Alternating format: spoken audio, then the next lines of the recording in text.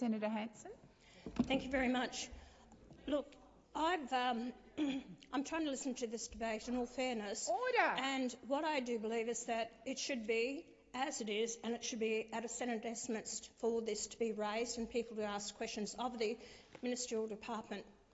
There is grave concerns that is happening. If you want accountability, then you must be responsible to questions put forward by all political parties or independents of whatever political party they represent. The amount of money that is spent on the Aboriginal Affairs Department is over $30 billion a year. We've got 1,258 Aboriginal corporations that have not reported to ORIC. There is no accountability. We have had corruption, where I've raised in this parliament about a person who has dealt with the aged care who was found to be corrupt. There is not enough accountability. Actually, I attended a meeting with the Minister, Melandiri, and it was supposed to be open and discussion there. The Minister hardly spoke at all. It was Pat Turner from the Coalition of the Peaks that actually did all the talking. The Minister couldn't answer the questions. And this is a Minister, I believe, that is not doing her job properly to represent those Aboriginals and drawing in the problems that we have. Closing the gap has been a huge, big issue. What have they done now? Close the gap on only 4 out of 19 issues. We constantly hear about the incarceration. We hear about people who do not attend schooling.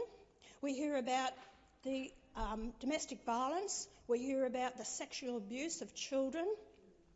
This has been going on for years, not only under this government, but also under the previous government. And I've been speaking about it for the last 30 years. But nothing's changed. Nothing's happening. I come across Aboriginals who are crying out, who want that assistance, want that help. But you're not listening to them. It's all closed shop. You're taking it from the elites. Those people who want to claim that they are Indigenous, really? Are they truly Indigenous? Are they truly representing the true Indigenous people out there? You've got your voice in Parliament here with 11 members of Parliament who claim to be Indigenous, but are you really representing the average Aboriginal out there that lives in remote and regional areas? Are you getting them the funding? Because it doesn't appear that way. Because what's happening, it's getting worse. You have no answers to it. You won't be accountable to the Australian people for the monies that is put into this Aboriginal industry. You have now the activists, although the Australian people have voted against the voice. You are now pushing. Senator Hanson, please resume your seat. Senator Wong. Point of order. I did give Senator Hanson the courtesy, and I'd ask that she accept. Well, Senator, thank you. I will remember that. I gave you the courtesy. Thank you. Thank you. Jeez, you really... Order. Senator Hanson, please continue. Senator Hanson, please resume your seat. Order. Order. Order. Senators Wong and Ruston, I've asked you to come to order. Senator Hanson.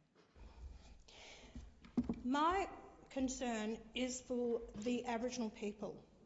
Those kids that are not getting the education, we find that now their education levels is going up to 6 or 7, then they're dropping out. We're not preparing them for the future as well. Why do we pay people? Why did you get rid of the card? That was actually working, but as soon as Labor got in, you got rid of it. Now you've got an organisation, they have not accepted the decision by the Australian people to get rid of the voice. They are now organising to keep that going. You've got treaties, division that's happening in Australia. Why? It's because you won't stand up to and acknowledge the problem that is happening. I've never seen so much division that's happened in Australia since under this government. We never had it before. It's just escalated. And the hatred that is out there, you know, you talk about incarceration. If you commit the crime, well, then you've got to actually be punished for it.